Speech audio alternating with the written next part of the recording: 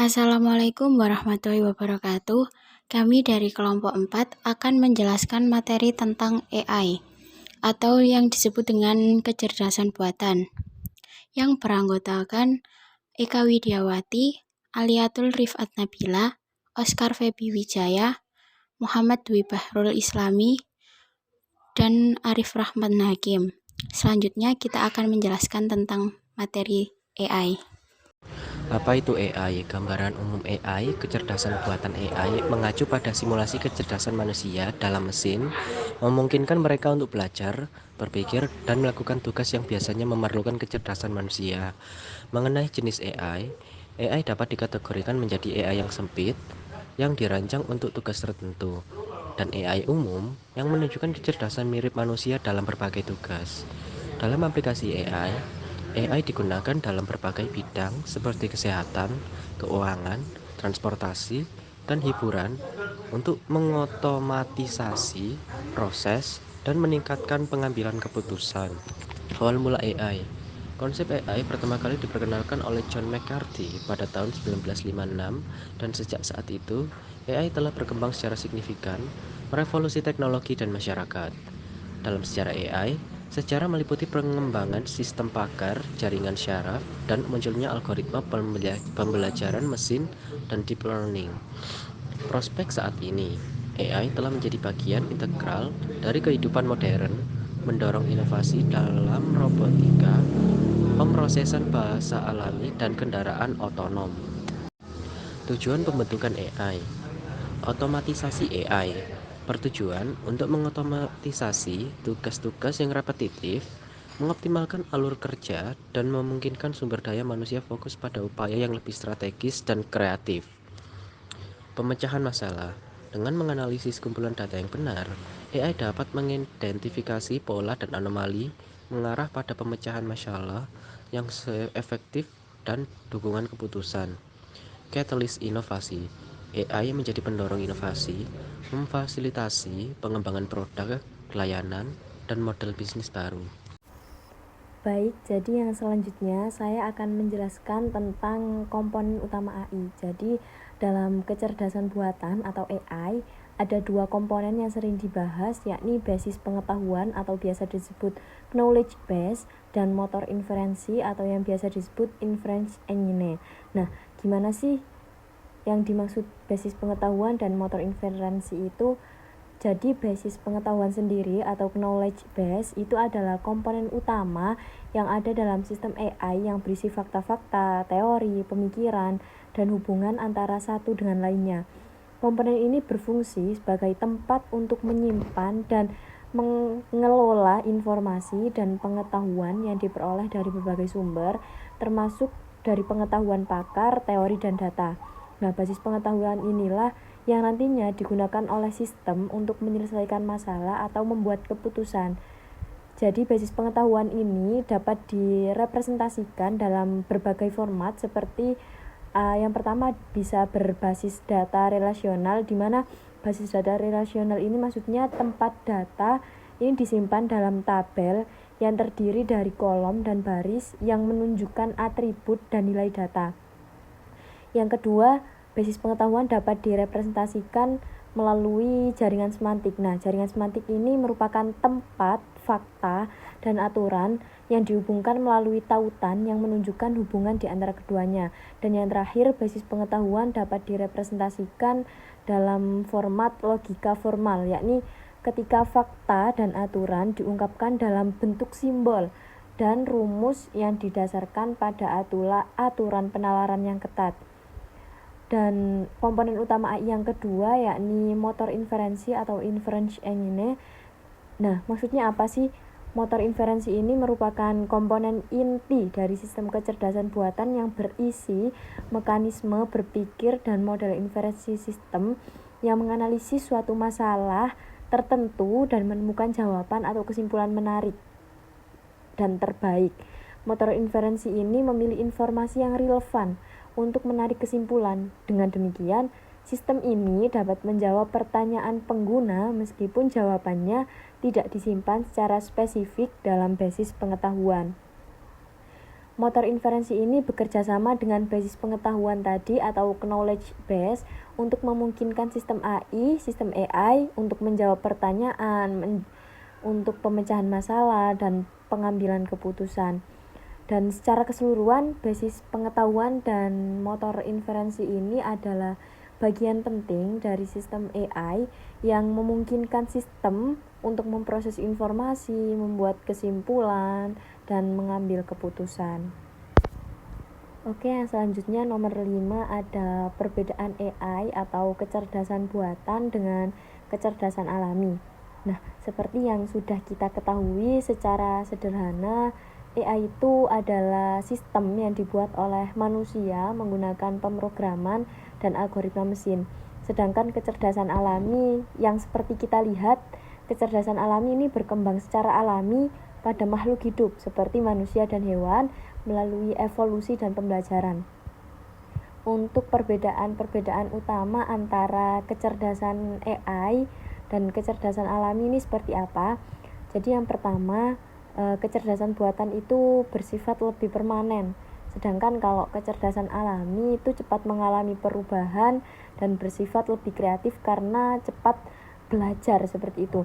Selanjutnya, kecerdasan buatan itu lebih mudah diduplikatkan dan disebarkan karena AI ini berbentuk soft file yang bisa dibuka di mana saja dan oleh siapa saja asalkan mempunyai akses, dan dapat seluruhnya ditransferkan lebih mudah dan juga murah.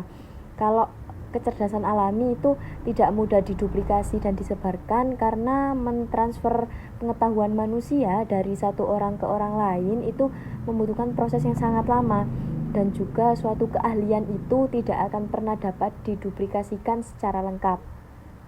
Perbedaan yang selanjutnya, AI itu lebih murah untuk jangka panjang. Nah, kalau kecerdasan alami sendiri itu lebih mahal. Karena apa? Karena harus mendatangkan seseorang yang sudah ahli untuk mengerjakan sejumlah pekerjaan dalam jangka waktu yang sangat lama. Perbedaan yang selanjutnya, AI itu konsisten dan menyeluruh karena kecerdasan buatan adalah bagian dari teknologi komputer. Jadi pelajaran yang diambil ya sudah itu aja. Kalau kecerdasan alami ini senantiasa berubah-ubah seperti itu. Perbedaan selanjutnya, AI ini dapat didokumentasikan dengan cara melacak setiap aktivitas dari sistem AI tersebut. Sedangkan kalau kecerdasan alami itu sifatnya sangat sulit untuk direproduksi. Selanjutnya perbedaannya, AI dapat mengeksekusi tugas tertentu lebih cepat. Nah, karena sudah belajar dari pertanyaan-pertanyaan sebelumnya, ini juga menjadikan kelebihan AI dapat mengakses tugas lebih cepat. Nah, sedangkan kalau kecerdasan alami ini lebih lama dalam mengeksekusi tugas tertentu karena menunggu seseorang ini untuk berpikir dan sebagainya. Perbedaan selanjutnya, AI itu dapat menjalankan tugas tertentu lebih baik dari banyak atau kebanyakan orang. Sedangkan kalau kecerdasan alami itu memiliki kelemahan dalam menjalankan tugas tertentu karena ada problemnya, ada bingungnya seperti itu kalau manusia. Sedangkan kalau AI kan sudah banyak dapat pertanyaan dari kebanyakan orang, jadi sudah dapat dikatakan lebih banyak pengalaman seperti itu. Perbedaan yang selanjutnya, AI itu untuk menambah pengetahuan, AI itu harus dilakukan melalui sistem yang dibangun. Sedangkan kalau kecerdasan alami itu lebih kreatif karena kemampuan untuk menambah ataupun memenuhi pengetahuan itu sangat melekat pada jiwa manusia, jadi tidak perlu dilakukan melalui sistem. Jadi dari diri manusia sendiri juga sudah melekat untuk kemampuannya menambah atau memenuhi ilmu tersebut. Perbedaan selanjutnya, AI itu harus bekerja dengan input simbolik, sedangkan kalau kecerdasan alami itu memungkinkan orang untuk menggunakan pengalaman secara langsung. Perbedaan yang terakhir, AI ini sangat terbatas, sedangkan kalau kecerdasan alami ini pemikiran manusia dapat digunakan secara luas.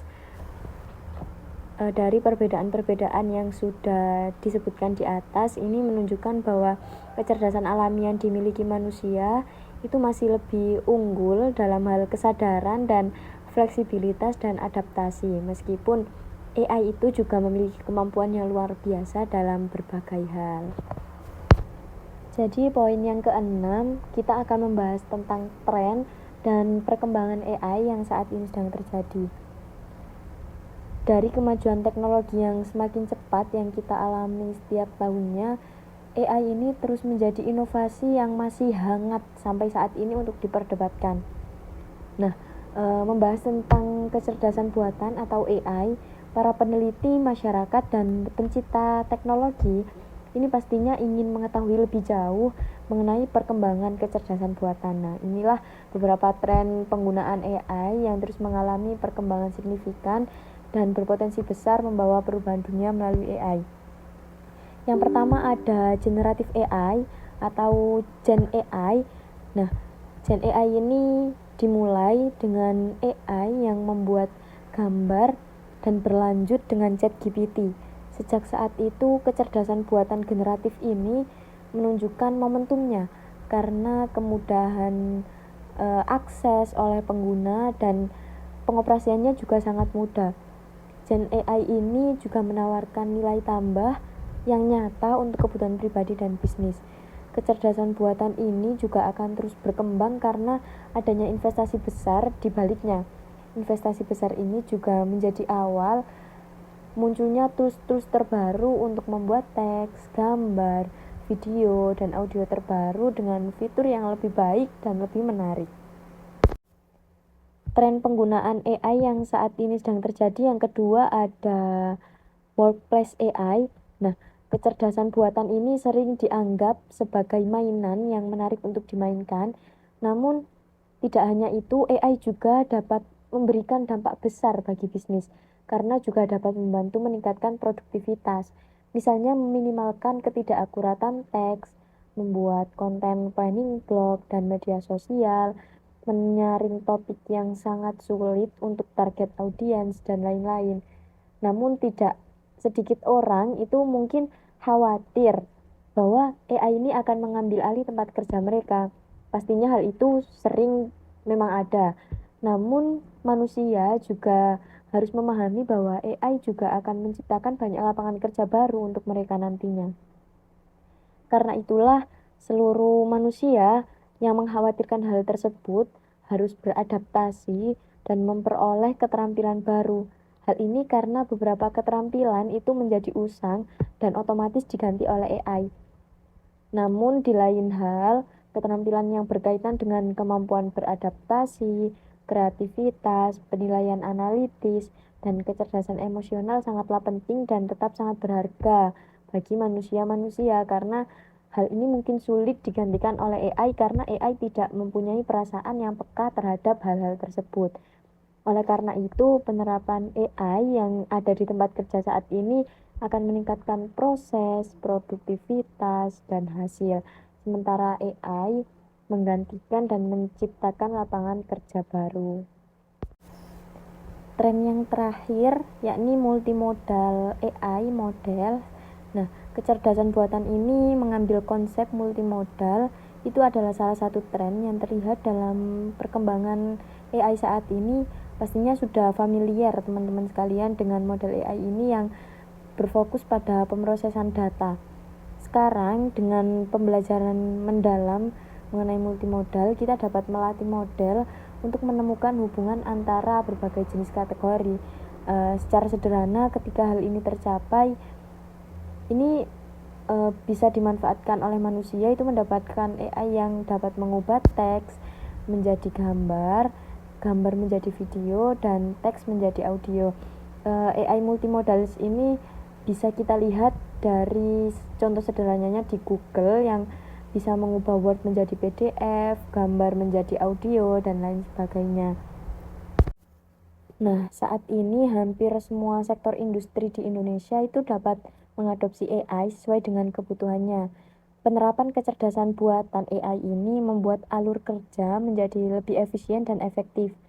Nah, Seperti apa sih penerapan AI dalam sektor industri ini? Jadi yang pertama bisa kita lihat dari sektor kesehatan atau bisa disebut healthcare. Nah, AI di industri kesehatan ini menjanjikan sistem operasi yang lebih efisien. Segala proses itu dimulai dari box office hingga perawatan pasien itu menjadi lebih mudah. Contohnya seperti apa?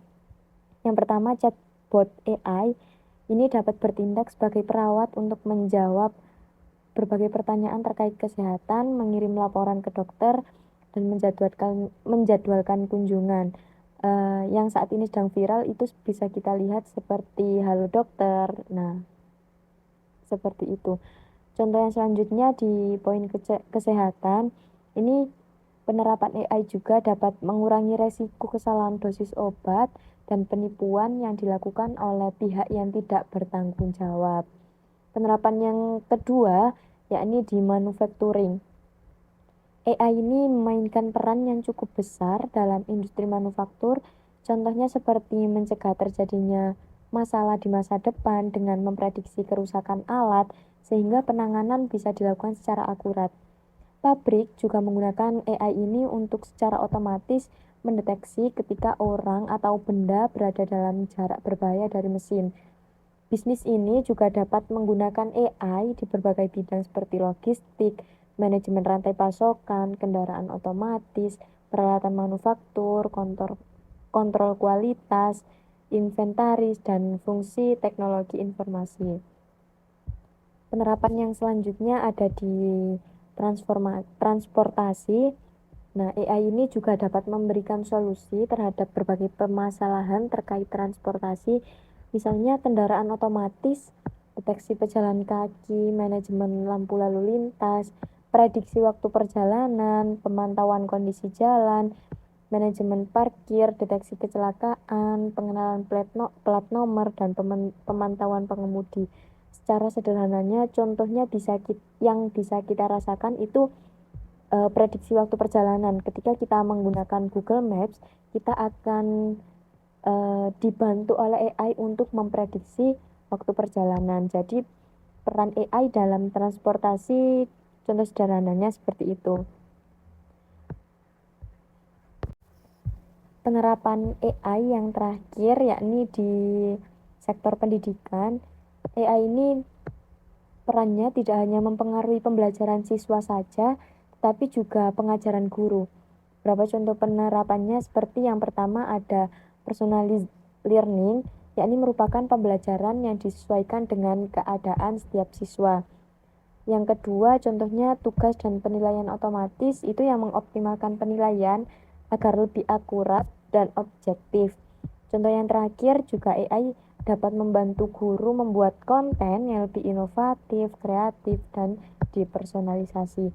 Dengan demikian, tren dan perkembangan AI yang saat ini sedang terjadi itu menunjukkan bahwa AI akan terus meningkatkan efisiensi, produktivitas, dan inovasi di berbagai sektor, termasuk bisnis dan masyarakat.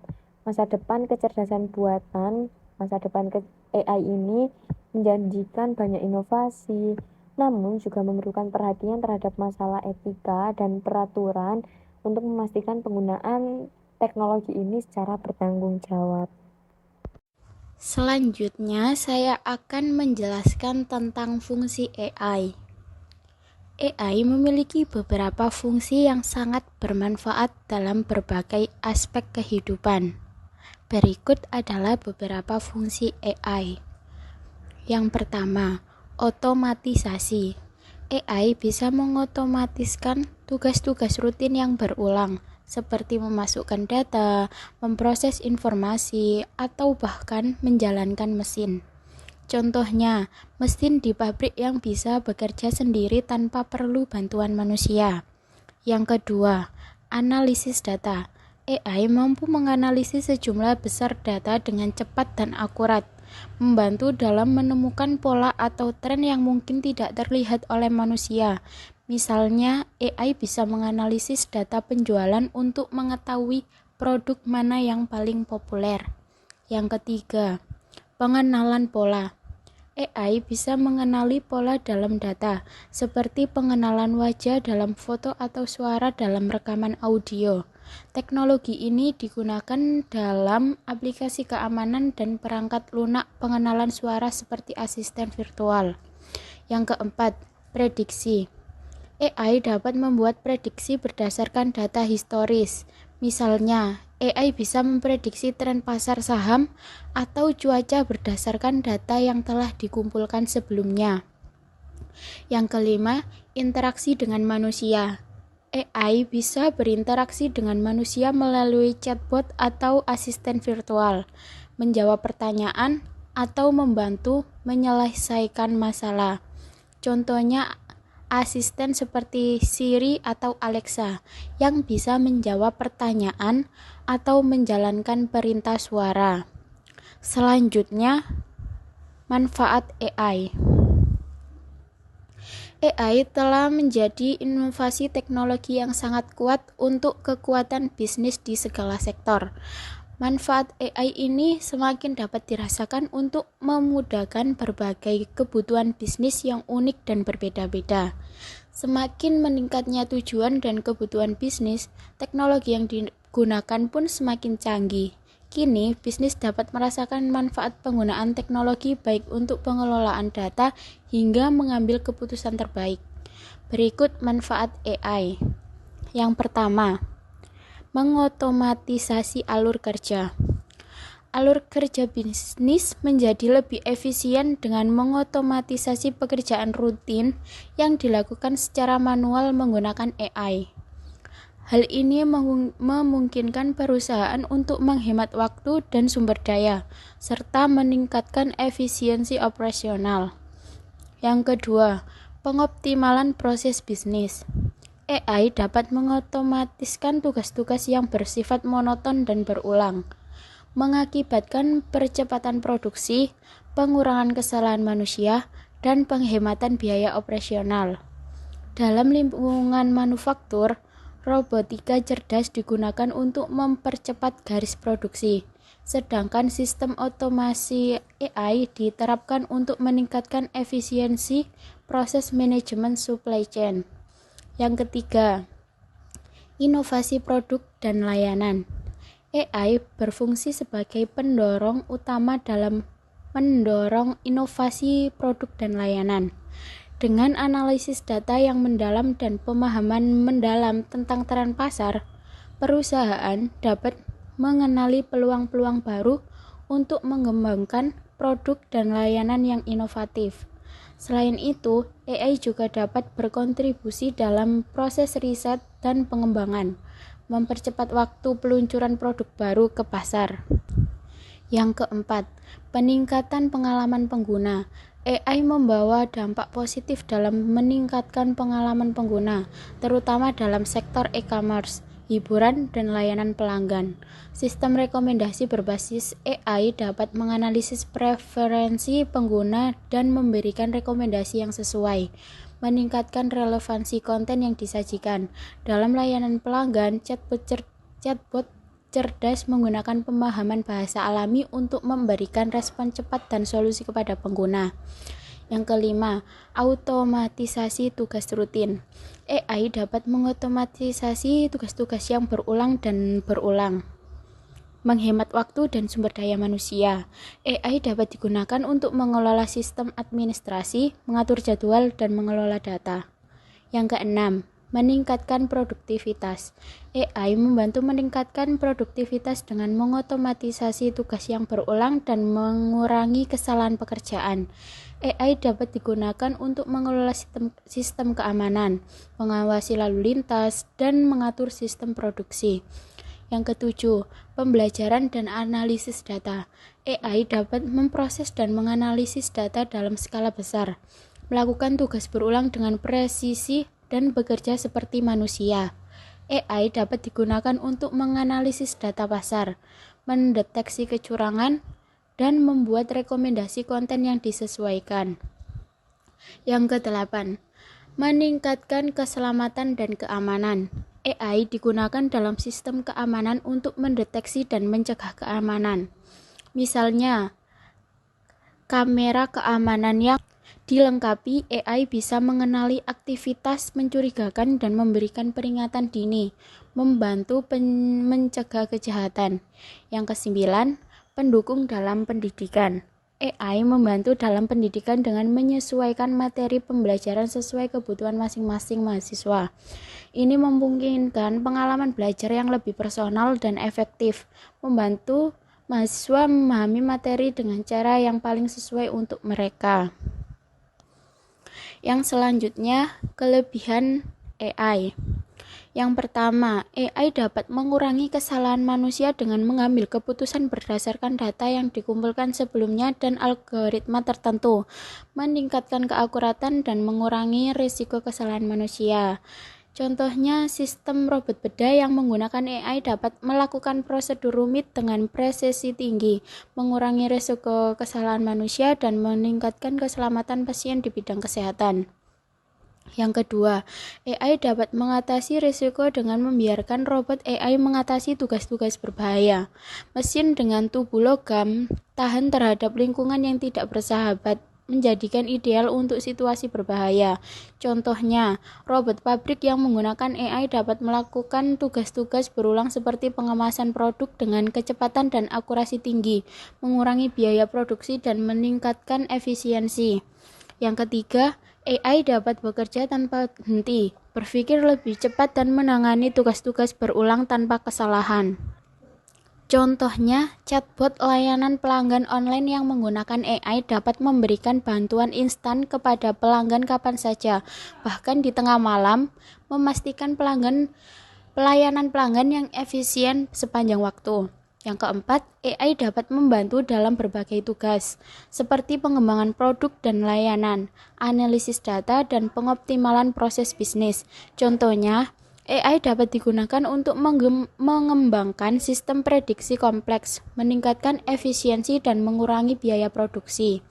Yang kelima, AI dapat meningkatkan produktivitas dengan mengotomatisasi tugas-tugas yang berulang dan mengulangi kesalahan pekerjaan. Contohnya, AI dapat digunakan untuk mengelola sistem administrasi, mengatur jadwal, dan mengelola data, meningkatkan efisiensi dan menghemat waktu. Yang keenam, AI dapat menganalisis data dalam waktu singkat, memungkinkan perusahaan untuk mendapatkan pemahaman mendalam tentang tren pasar dan faktor-faktor yang mempengaruhi bisnis. Dengan demikian, AI membantu dalam pengambilan keputusan yang lebih tepat dan berbasis pada data yang faktual. Yang ketujuh, AI dapat mengoptimalkan rantai pasokan dengan menganalisis data dan membuat keputusan yang lebih tepat. Contohnya, AI dapat digunakan untuk mengelola sistem keamanan, mengawasi lalu lintas, dan mengatur sistem produk. Yang kedelapan, AI dapat membantu dokter dalam mendiagnosis penyakit dengan lebih akurat dan cepat. Contohnya, AI dapat menganalisis gambar medis seperti X-ray dan MRI untuk mendeteksi anomali yang mungkin terlewatkan oleh manusia. Selain itu, AI juga dapat digunakan dalam aplikasi kebugaran untuk membuat rencana latihan yang dipersonalisasi dan membantu mencapai tujuan kebugaran. Dan yang terakhir, AI digunakan untuk mendeteksi dan mencegah serangan siber di dunia online. Contohnya, AI dapat digunakan untuk mengelola sistem keamanan, mengawasi lalu lintas, dan mengatur sistem produksi, mempertahankan keamanan data dan sistem. Kekurangan AI. Kekurangan AI merujuk pada batasan dan keterbatasan sistem kecerdasan buatan. Meskipun AI telah membuat kemajuan yang signifikan dalam beberapa tahun terakhir, masih ada beberapa hal yang tidak bisa dilakukannya. Berikut adalah beberapa kekurangan AI. Yang pertama, kurangnya kreativitas. Meskipun AI dapat menganalisis dan menghasilkan data, ia tidak mampu menciptakan ide-ide baru atau mengekspresikan kreativitas seperti yang dilakukan manusia. Ini berarti bahwa AI tidak mampu menghasilkan karya seni, musik, atau sastra yang unik dan asli. Yang kedua, kurangnya empati. AI tidak mampu memahami dan merasakan manusia, yang dapat membatasi kemampuannya untuk berinteraksi dengan manusia dengan cara yang bermakna. Ini berarti bahwa AI tidak mampu memahami perasaan manusia atau merespon emosi mereka dengan cara yang bermakna. Yang ketiga, kurang penilaian moral. AI tidak mampu membuat keputusan moral atau memahami konsekuensi etis dari tindakan mereka yang dapat menyebabkan konsekuensi negatif. Ini berarti bahwa AI tidak mampu memahami apa yang benar dan salah atau memahami konsekuensi dari tindakan mereka. Yang keempat, ketergantungan pada data. AI bergantung pada data untuk membuat keputusan yang dapat menjadi tidak akurat jika data yang digunakan tidak akurat atau tidak lengkap. Ini berarti bahwa keputusan yang dibuat oleh AI mungkin tidak akurat atau tidak dapat diandalkan. Yang kelima, kurang kecerdasan emosional. AI tidak mampu mengenali dan mengelola emosi mereka sendiri, yang dapat membuat sulit bagi mereka untuk berinteraksi dengan manusia dengan cara yang bermakna. Ini berarti bahwa AI tidak mampu memahami atau mengelola emosi mereka sendiri, yang dapat membuat sulit bagi mereka untuk berinteraksi dengan manusia dengan cara yang bermakna. Selanjutnya ada solusi untuk kekurangan AI. Yang pertama, menggabungkan AI dengan manusia. Dengan menggabungkan AI dengan manusia, kita dapat memanfaatkan kekuatan dan kelemahan masing-masing untuk menciptakan solusi yang lebih kuat dan lebih kaya. Ini berarti bahwa kita dapat menggunakan kecerdasan dan kreativitas manusia bersama dengan kecepatan dan akurasi AI untuk menciptakan solusi yang lebih kuat dan lebih kaya. Yang kedua, mengembangkan AI yang lebih emosional. Dengan mengembangkan AI yang lebih emosional, kita dapat memungkinkan untuk lebih memahami dan merasakan emosi manusia, yang dapat meningkatkan kemampuan untuk berinteraksi dengan manusia dengan cara yang bermakna. Ini berarti bahwa kita dapat mengembangkan AI yang lebih mampu memahami dan merespon emosi manusia, yang dapat membuat mereka lebih mampu berinteraksi dengan manusia dengan cara yang bermakna. Yang ketiga, mengembangkan sistem etika. Dengan mengembangkan sistem etika, kita dapat memastikan bahwa AI membuat keputusan yang bertanggung jawab dan tidak merugikan manusia. Ini berarti bahwa kita dapat mengembangkan sistem yang memastikan bahwa AI membuat keputusan yang bertanggung jawab dan tidak merugikan manusia. Yang keempat, menggunakan data yang lebih akurat. Dengan menggunakan data yang lebih akurat, kita dapat memastikan bahwa keputusan yang dibuat oleh AI lebih akurat dan dapat diandalkan. Ini berarti bahwa kita dapat menggunakan data yang lebih akurat untuk membuat keputusan yang lebih akurat dan dapat diandalkan. Yang kelima, mengembangkan kecerdasan emosional. Dengan mengembangkan kecerdasan emosional, kita dapat memungkinkan AI untuk lebih memahami dan mengelola emosi mereka sendiri, yang dapat meningkatkan kemampuan untuk berinteraksi dengan manusia dengan cara yang bermakna. Ini berarti bahwa kita dapat mengembangkan AI yang lebih mampu memahami dan mengelola emosi mereka sendiri, yang dapat membuat mereka lebih mampu berinteraksi dengan manusia dengan cara yang bermakna. Oke, saya lanjutkan tentang untuk nama saya Muhammad Barul Islamiarto, bisa dipanggil Barul. Saya akan melanjutkan dari teman-teman, yaitu penggunaan AI dalam kehidupan. Kecerdasan buatan atau AI telah menjadi bagian integral dari kehidupan manusia modern yang mempengaruhi berbagai aspek kehidupan sehari-hari, dari peningkatan produktivitas hingga mempermudah pengerjaan di tempat bekerja. AI telah menjadi alat yang tidak terpisahkan dalam mempermudah dan meningkatkan kualitas hidup. Namun dengan meningkatnya penggunanya, terdapat pula tantangan yang harus dihadapi dalam implementasi AI secara bertanggung jawab dan etis. Manfaat AI dalam kehidupan sehari-hari. AI telah banyak memberikan manfaat dalam berbagai aspek kehidupan, seperti membantu dalam menyelesaikan tugas-tugas rutin secara lebih efisien, memberikan rekomendasi yang lebih akurat berdasarkan pola perilaku pengguna, serta mengotomatisasi proses-proses yang sebelumnya memakan banyak waktu dan tenaga menjadi lebih mudah.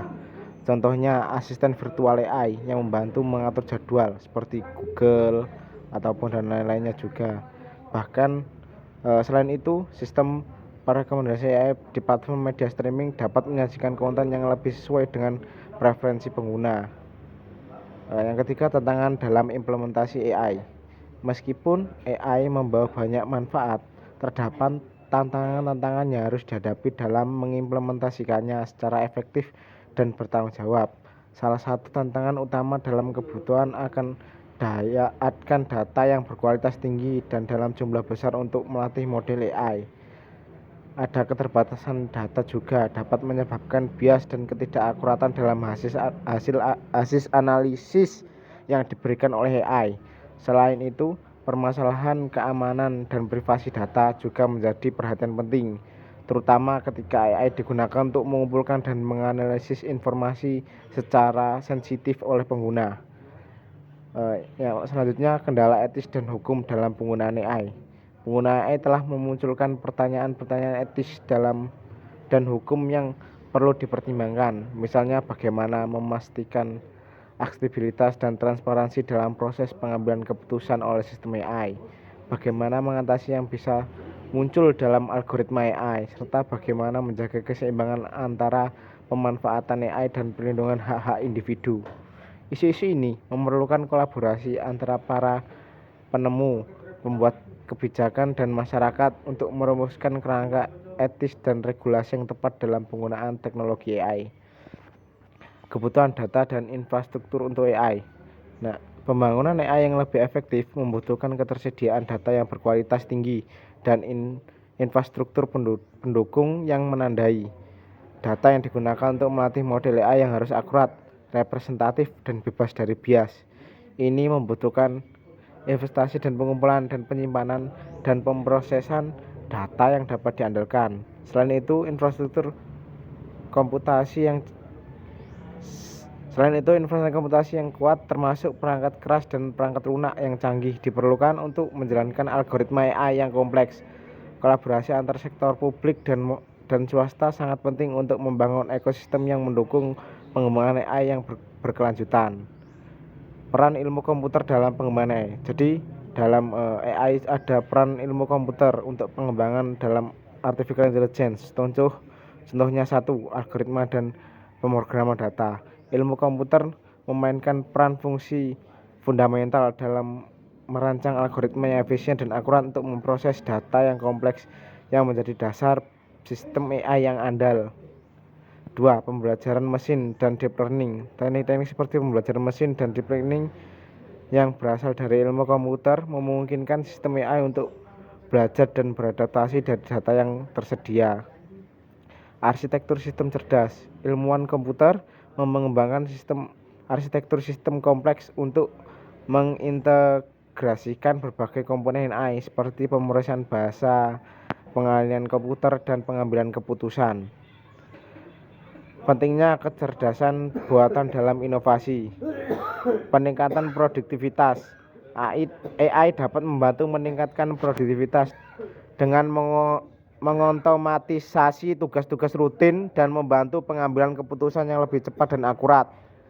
2. Inovasi produk dan layanan. Sistem AI terintegrasi dalam produk dan layanan dapat menghasilkan pengalaman pengguna yang lebih personal dan menyesuaikan diri dengan kebutuhan individual. Penemuan ilmiah dan teknologi. AI dapat dimanfaatkan untuk menggali wawasan baru, mempercepat riset, dan membantu penemuan ilmiah dan teknologi mutakhir. Keempat, transformasi industri. Penerapan AI sebagai sektor industri dan dapat mengubah proses bisnis dan mengoptimalkan operasional dan menciptakan peluang baru. Prospek masa depan AI dan dari berbagai sektor. Ada 4, yaitu kesehatan, transportasi, pendidikan, dan lingkungan. AI dapat meningkatkan akurasi diagnosis, mengoptimalkan perawatan pasien, dan membantu pengembangan obat-obatan baru. Transportasi. AI dapat membantu mengatur lalu lintas dan meningkatkan keamanan berkendara dan mengoptimalisasikan logistik pengiriman barang.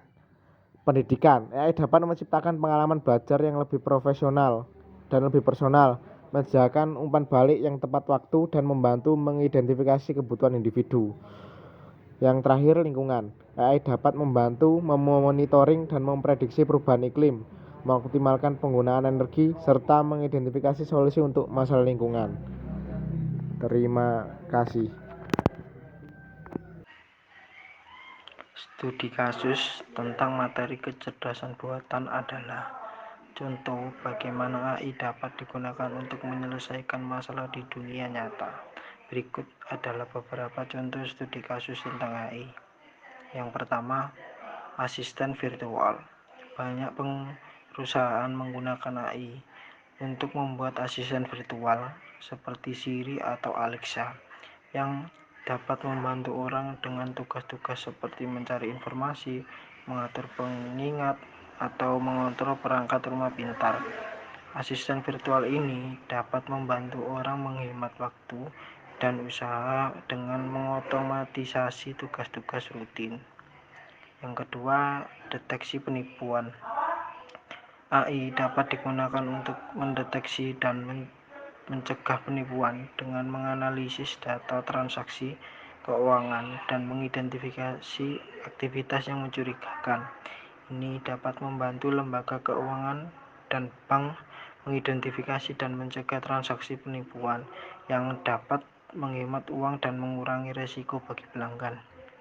Yang ketiga, diagnosis medis. AI dapat digunakan untuk membantu mendiagnosis penyakit dengan menganalisis data medis dan mengidentifikasi gejala dan tanda-tanda yang dapat menunjukkan kondisi tertentu. Ini dapat membantu dokter dan profesional medis lainnya membuat diagnosis yang lebih akurat dan mengembangkan rencana perawatan yang lebih efektif. Yang keempat, mobil otonom. AI dapat digunakan untuk mengembangkan mobil otonom yang dapat mengemudi sendiri dan menghindari kecelakaan dengan menganalisis data dari sensor dan membuat keputusan berdasarkan data tersebut. Ini dapat membantu mengurangi kecelakaan mobil dan meningkatkan efisiensi transportasi. Yang kelima, asisten pribadi. AI dapat digunakan untuk membuat asisten pribadi yang dapat membantu orang dengan tugas-tugas seperti menjadwalkan janji, mengatur pengingat, atau mencari informasi. Ini dapat membantu orang menghemat waktu dan usaha dengan mengotomatisasi tugas-tugas rutin dan memberikan akses yang lebih mudah ke informasi dan layanan. Studi kasus ini menunjukkan bagaimana AI dapat digunakan untuk menyelesaikan masalah dunia nyata dan meningkatkan kehidupan orang.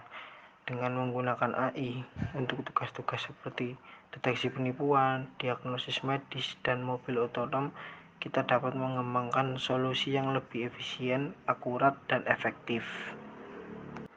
Kesimpulan dari materi Artificial Intelligence adalah bahwa AI memiliki potensi untuk merevolusi cara kita hidup dan bekerja. Dengan menggunakan AI untuk tugas-tugas seperti deteksi penipuan, diagnosis medis, dan mobil otonom, kita dapat mengembangkan solusi yang lebih efisien, akurat, dan efektif. Selain itu, AI dapat digunakan untuk membuat asisten virtual dan asisten pribadi yang dapat membantu orang menghemat waktu dan usaha dengan mengotomatisasi tugas-tugas rutin dan memberikan akses yang lebih mudah ke informasi dan layanan. Dengan memanfaatkan kekuatan AI, kita dapat menciptakan masa depan yang lebih cerdas dan lebih efisien. Oke, baik. Jadi cukup sekian materi yang bisa kelompok 4 paparkan. Apabila dari teman-teman sekalian ada yang kurang memahami dari penjelasan kami, bisa ditanyakan di kolom komentar di bawah ya. Sekian, apabila dari penyampaian maupun pemaparan ada kesalahan dalam berbicara, mohon dimaafkan. Kami akhiri. Wassalamualaikum warahmatullahi wabarakatuh.